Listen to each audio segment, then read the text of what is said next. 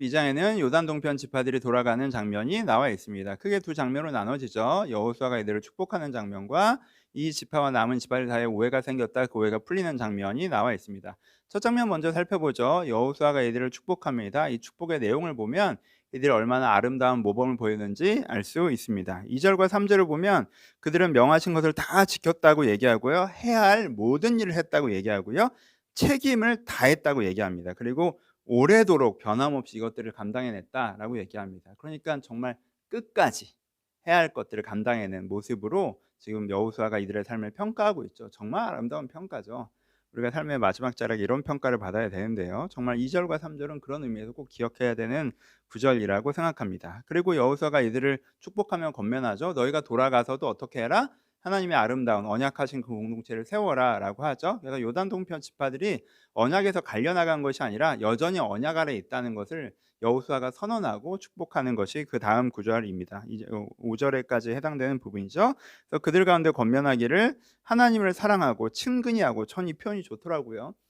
여호수아가 이들 가운데 너희들 가서 하나님을 사랑해라. 하나님을 친근히 해라 이렇게 말씀하세요. 여러분 이게 사랑의 종교라니까 원래부터 그렇죠? 그리고 그래서 하나님의 명령한 것들을 준행하고 하나님께 말씀하신 언약의 공동체를 세워 나가라고 이제는 그들을 축복하는 장면이 첫 장면으로 나와 있습니다. 두 번째 장면은 오해의 장면이죠. 요단 동편 지파가 이 가나안 지역을 떠나면서 단을 쌓아요. 근데 다른 지파들은 이 단을 우상 숭배의 단으로 생각하고 쫓아오죠. 또 쫓아오면서 요단 동편 지파한테 막 뭐라고 하죠. 니네 무슨 생각이야? 왜 여기다가 단을 쌓아? 하나님께서 이런 걸 얼마나 싫어하시는데? 라고 막 뭐라고 하니까 요단 동편 지파가 설명하기를 이게 그런 우상 숭배의 단이 아니야. 그래서 세운 게 아니야. 혹시 우리가 지형적으로는 약속의 땅에서 멀어지니까 우리의 자손들이나 너희 자손들이 우리가 그 언약과 상관없는 사람이라고 생각할까 봐 거기에 대한 선언으로 우리가 이 언약 아래에 있다는 선언으로 우리가 단을 세운 거야. 그러니까 길갈의 돌처럼 단을 세운 거지 기억의 돌이지 이게 그런 우상 숭배 단이 아니야라고 설명을 하니까 그랬구나라고 서로 기뻐하고 헤어지는 장면입니다.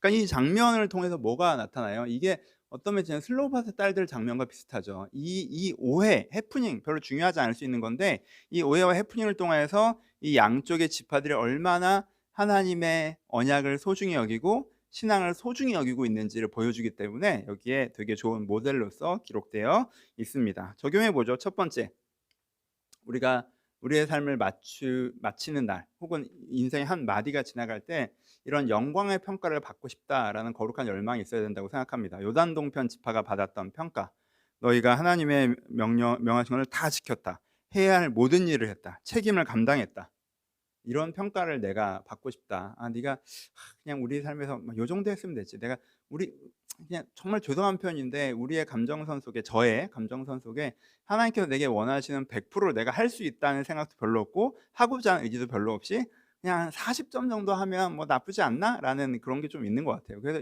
이분이 계속 좀 도전됐어요. 그거 있잖아요. 뭐 공부 못하는 학생, 저도 공부를 못했던 시절 뭐 오랫동안 못했었어서 하면은 내가 100점 맞을 생각은 아예 안 하잖아요. 그냥 한 20점 맞았으면 한 40점 맞았으면 좋겠다 이렇게 하잖아요. 그래서 내가 신앙적으로 이렇게 공부 못하는 학생 마인드구나. 내가 100점 생각을 잘 안 하는구나.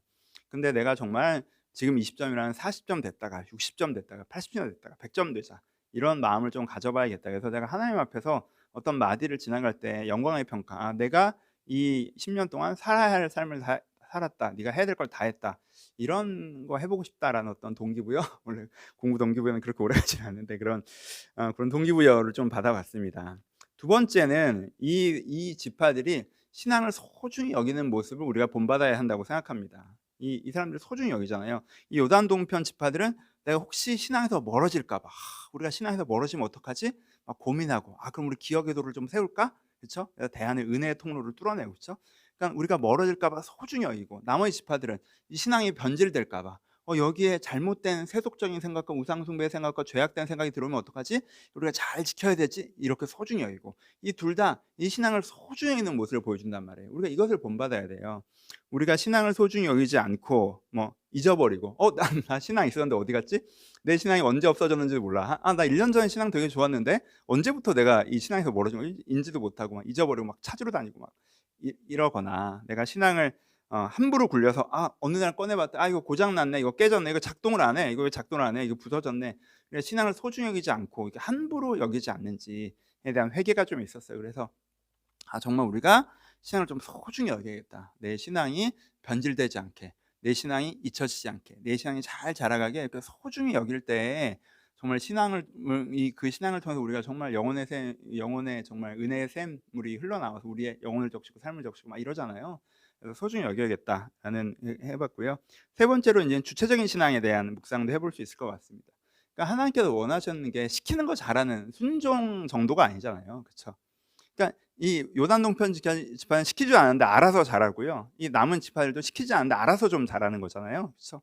그러니까 내가 정말 시키지 않으셔도 내가 거룩한 하나님의 소명과 부르심 가운데 주체로 깨어 있어서 우리가 알아서 더 이렇게 잘해 나가는 그런 신앙이 하나님께서 정말 꿈꾸시는 신앙이라는 거가 여호수아 후반부에 이제 제시로서 보여주고 있습니다.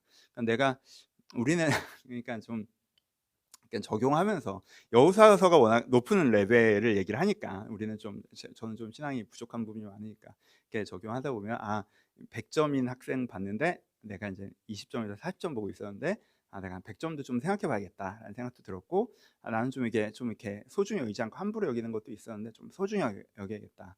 나는 그냥 시키는 것도 잘 안 하니까 순종이라도 좀 잘하겠다는 수준인데 그 순종을 넘어서 주체적으로 해나가는 것들도 있구나. 좀 이런 더 큰 동기부여에 대한 묵상들이 좀 있었습니다. 여러분들에게도 다양한 같은 묵상들이 있었으면 좋겠습니다. 감사합니다.